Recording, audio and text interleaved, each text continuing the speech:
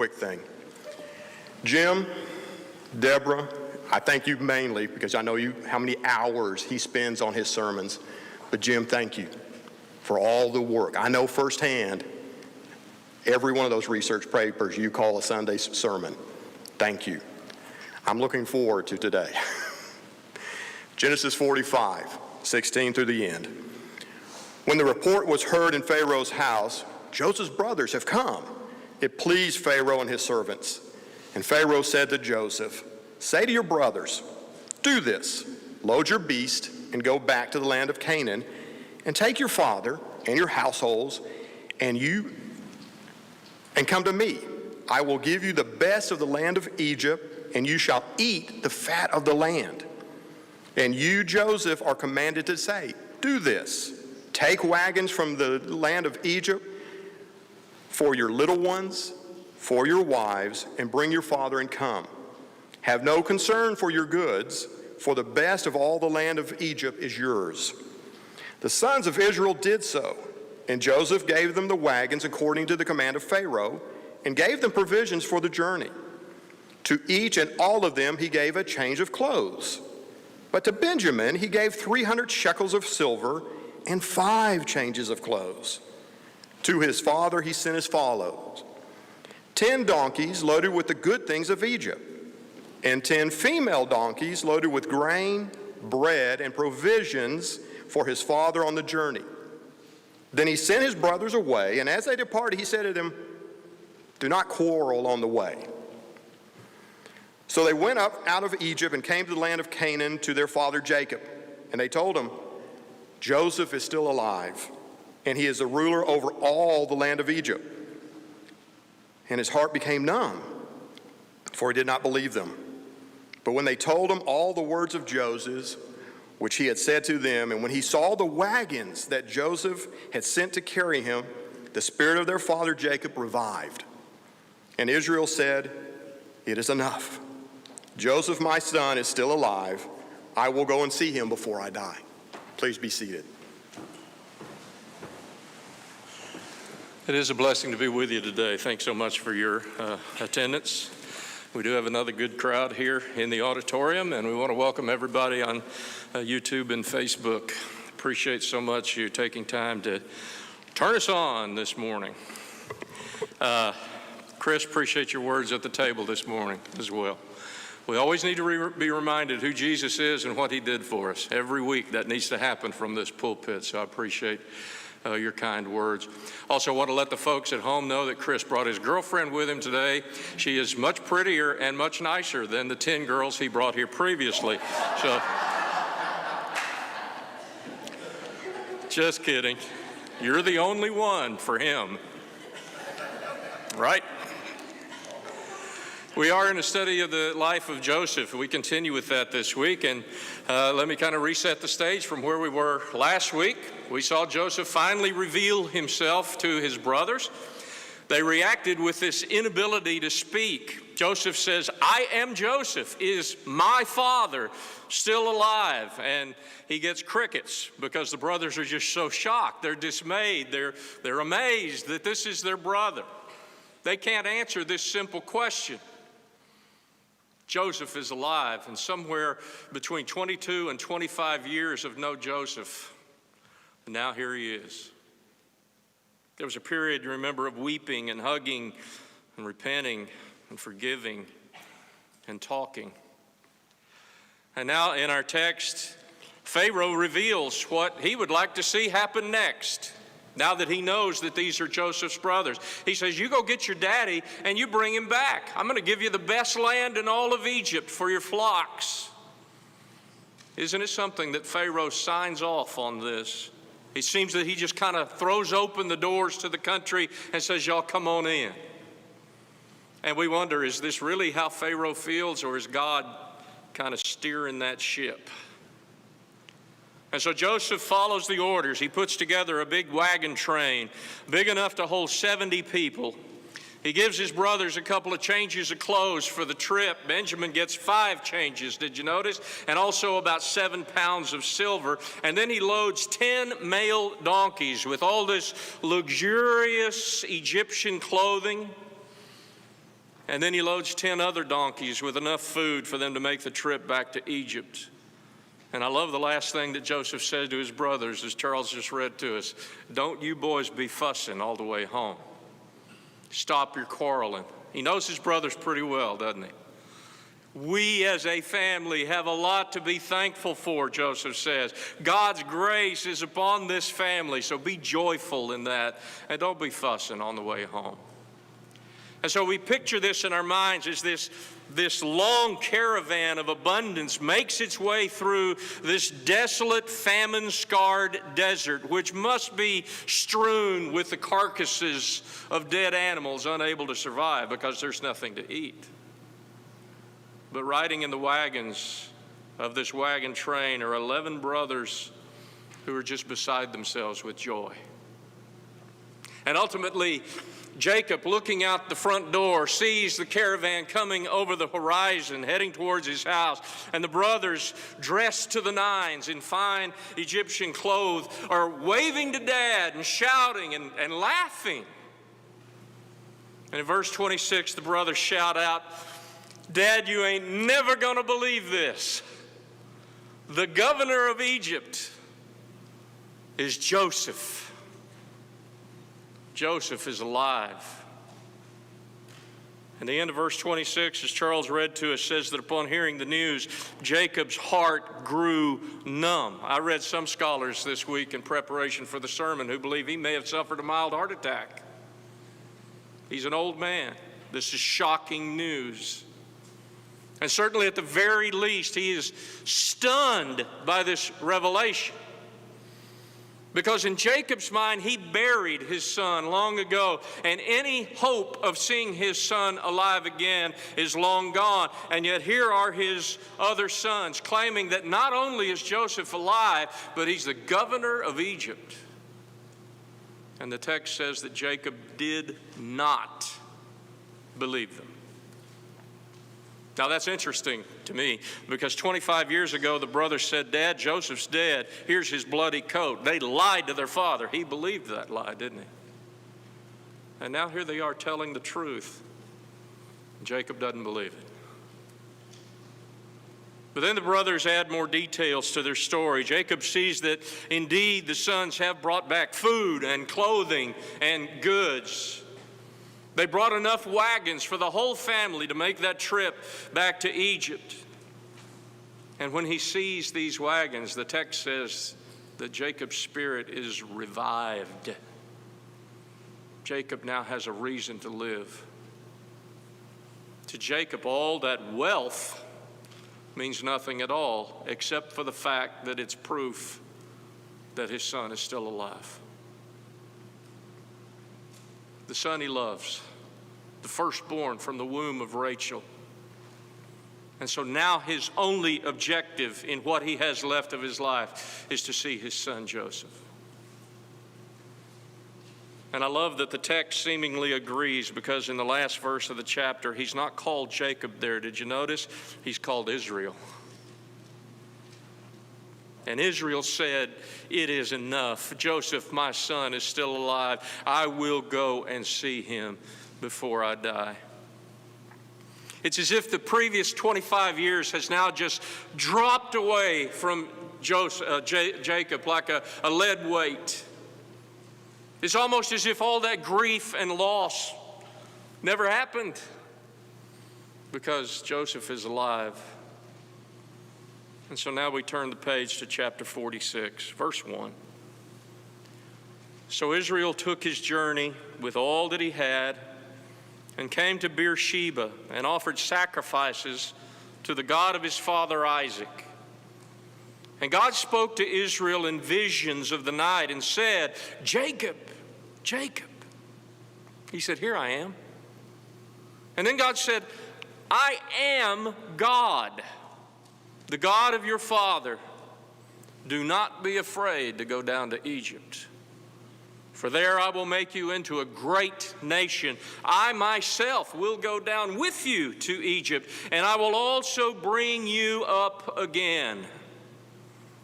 And it'll be Joseph's hand that closes your eyes. So Jacob says, let's load the wagons and let's head that direction. And that's exactly what they do. But they only get as far as Beersheba, right on the border of the Promised Land and the Negev Desert. We read about Beersheba, you remember, in our daily readings just last week. Abraham's men dug a well in this place, you'll remember, but the servants of Abimelech had claimed it as their own well. And Abram goes to Abimelech and says, look, Abimelech, I dug that well myself. My guys are the ones who dug that well. And to prove that what I'm saying true is I'm going to give you some lambs. And the two men there swore an oath, and they made a covenant right there and then by that well. And that's why they named it Beersheba, which means the well of the oath. And then Abraham, you remember, planted a tree and worshiped God. History kind of repeats itself then in our text as Abraham's grandson Jacob stops in that very same place. He says, we're going to spend the night right here. And he makes his way out of the wagon, builds a little makeshift altar, and offers a sacrifice to God. He worships. Who knows, maybe underneath the same tree that Grandpa planted. This is Jacob's way of seeking God's favor. God, we're about to leave the Promised Land. Is that your will for us? Do you want us to go to Egypt? Because I've heard stories that when Grandpa left for Egypt, it didn't work out too well. So what would you have me do? And that night, Jacob has a dream. Our text calls it a night vision. God comes to Jacob and he says, it's okay. This is my will. In Egypt, I will bless your descendants, and they will become a great nation. And don't worry, I'm going to bring Israel back to this land. And Jacob, the son you love, Joseph, is going to be the one who closes your eyes in death. Understand that Jacob, once he leaves the Promised Land, will never see it again. He will die in Egypt. But God already knows that when Jacob dies, Joseph will see to it that Jacob's bones are taken back to Canaan for burial in the very same cave, the cave of Machpelah, right next to the bones of Abraham. But we should understand here that when God says, I will bring you up again, this is a prophecy. A prophecy of the Exodus that will occur in about 430 years, that God is going to bring all these descendants of Israel out of Egypt, and he's going to personally lead them back into the Promised Land. And so Jacob receives God's blessing and the blessing of God's presence. God says, I'm coming to Egypt with you. Now at this point, I'm pretty impressed with Jacob, aren't you? That he would seek God's blessing before ever leaving Canaan. And God blesses him. And so off they go. Verse 5. Then Jacob set out from Beersheba. The sons of Israel carried Jacob, their father, their little ones, and their wives, in the wagons that Pharaoh had sent to carry him. They also took their livestock and their goods, which they had gained in the land of Canaan, and came into Egypt. Jacob and all his offspring with him, his sons and his sons' sons with him, his daughters and his sons' daughters. All his offspring he brought with him into Egypt.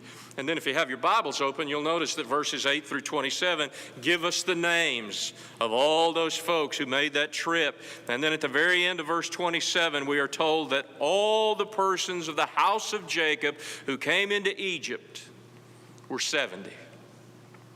70 is a good number.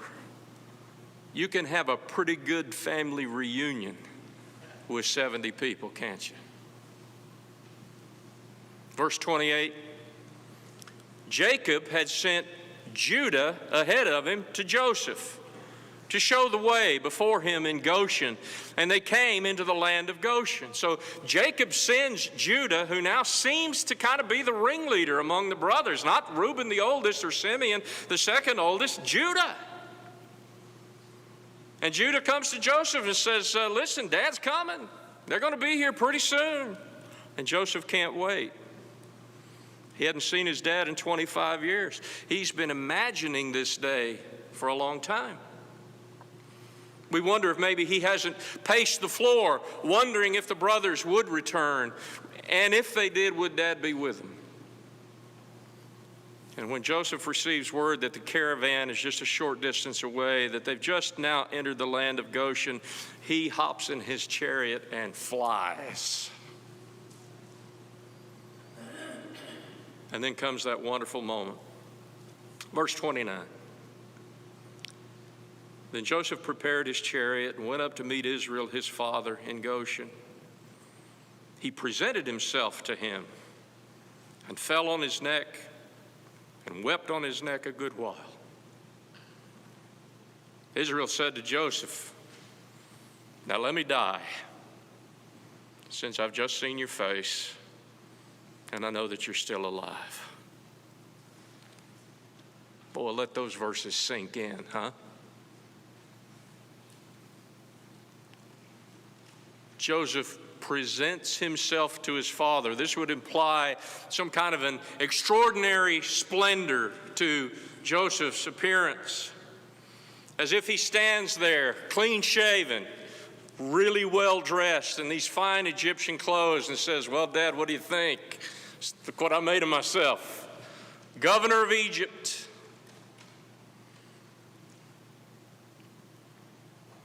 But you parents know Jacob didn't see a government official standing before him. He saw his baby boy, Rachel's firstborn. After more than 2 decades, Jacob holds the son he'd given up for dead. And after all he's been through, Joseph once again embraces his aging father, the man he's missed so much, the one he thought, "I'll never see him again." And as they embrace, Joseph can feel the bones across his daddy's aging back. It's been too long. He's missed him. And the two men just stand together face to face, looking into one another's eyes. It is a grand family reunion. In one moment they're weeping, in the next moment they're laughing. What a joy for the two of them. Brings to mind the words of Jesus for me in Luke chapter 15. Jesus, telling a story, says, "But while the boy was still a long way off, his father saw him and felt compassion and ran and embraced him and kissed him. This my son was dead and is alive again. He was lost and is found."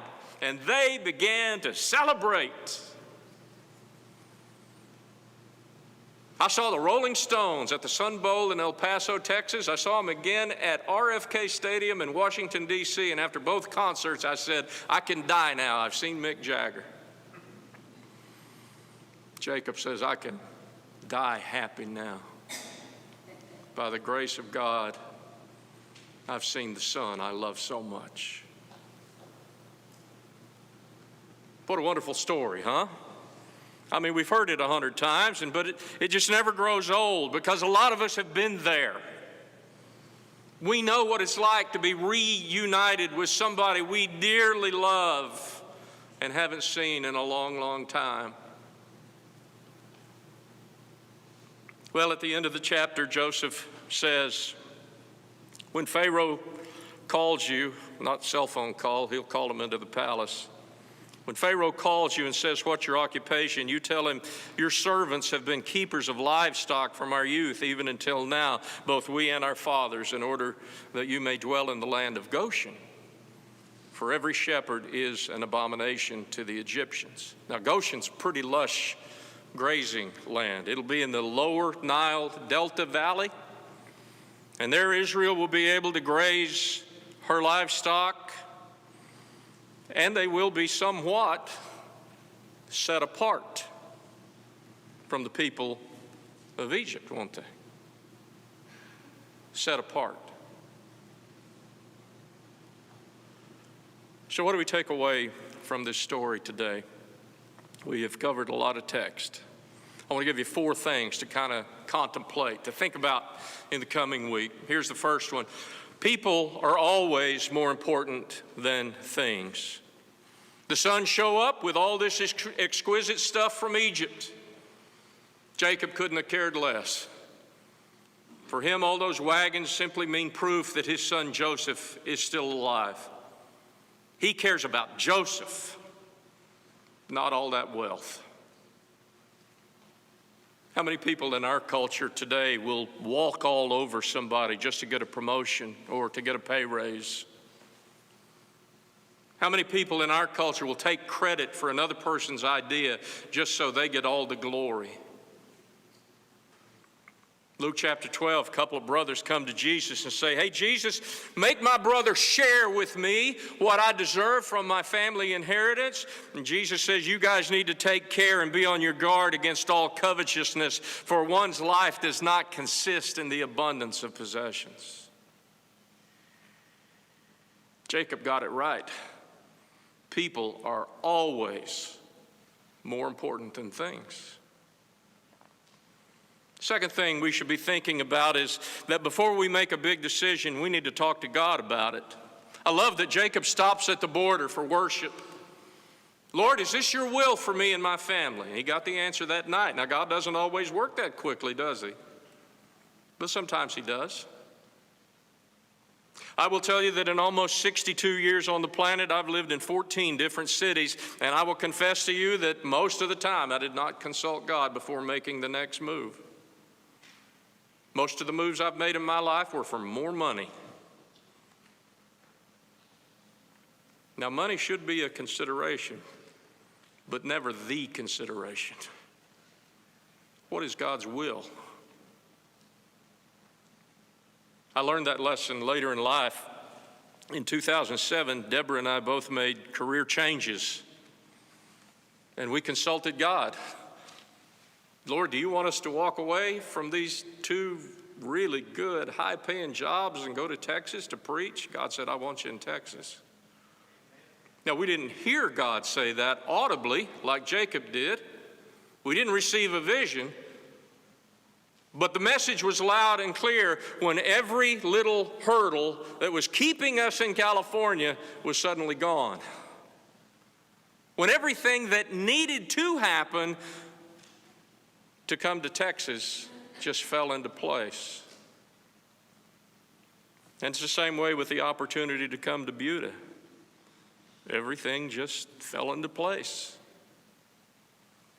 James chapter 1, verse 5 says, "If any of you lacks wisdom, he should ask God, who gives generously to all without finding fault, and it will be given to him." Church, God wants to be part of your big decisions, your tough decisions.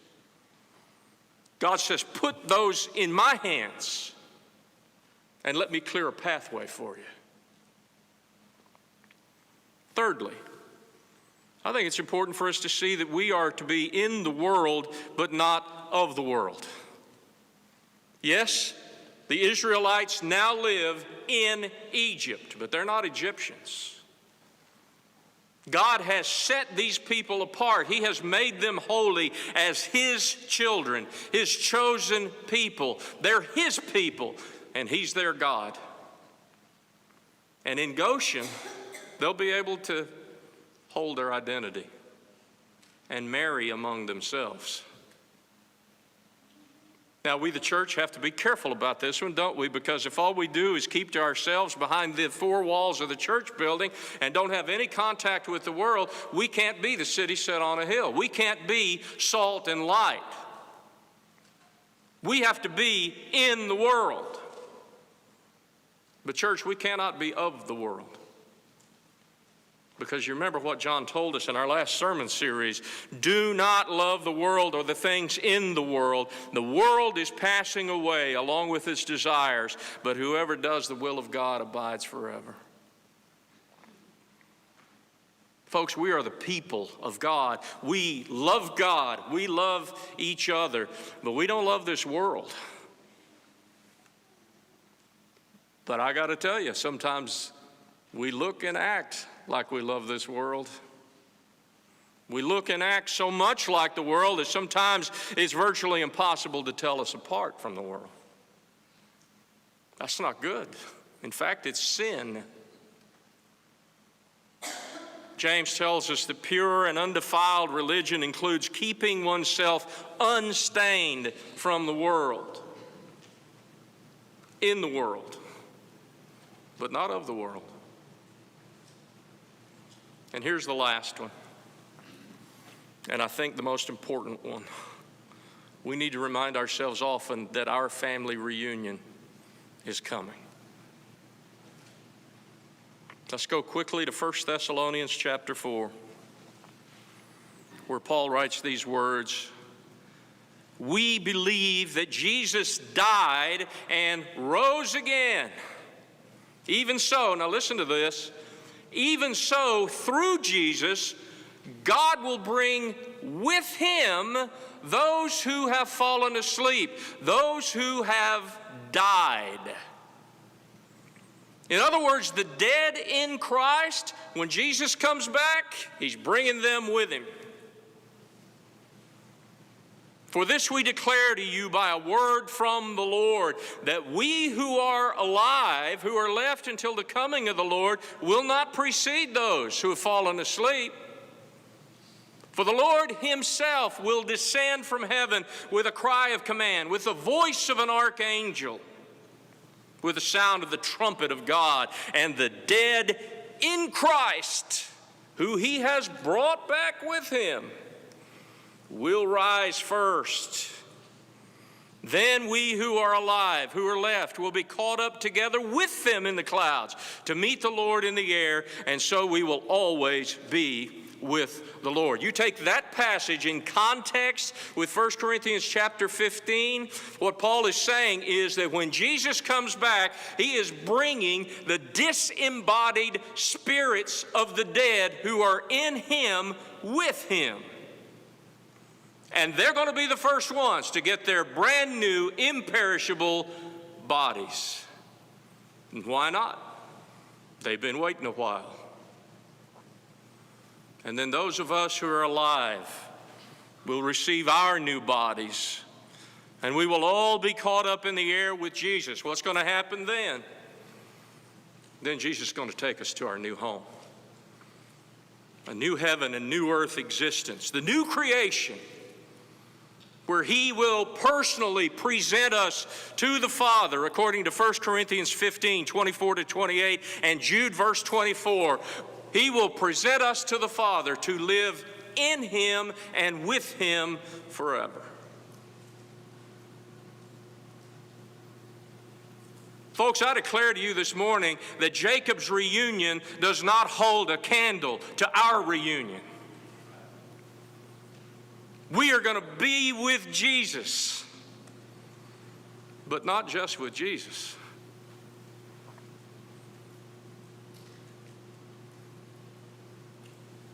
Irma Dean's going to be there.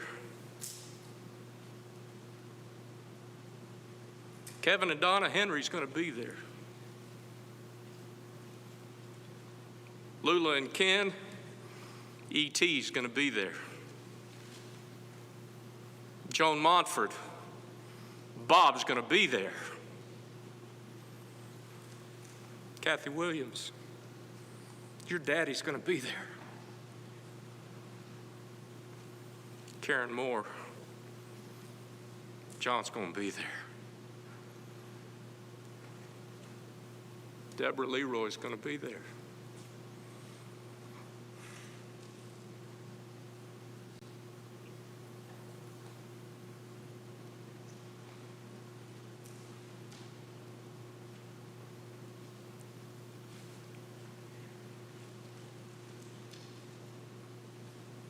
And only by the grace of God, my hope will be on that great day, I will be able to hold my little girl, Amber, in her new spiritual body. That's my hope. And that hope is the only thing that keeps me from going crazy some nights about 2 o'clock in the morning. That's my hope.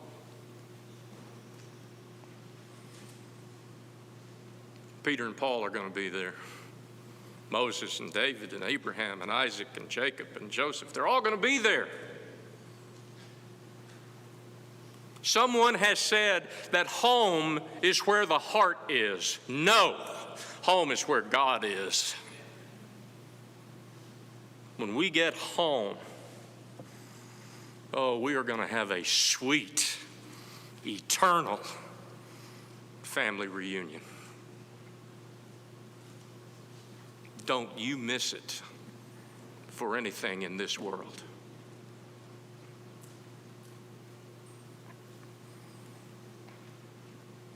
Elders are available for prayer after this morning's service. I'll be lingering down here at the front if we have anyone who's ready to receive baptism. At this time, Chuck will come and offer our shepherd's prayer.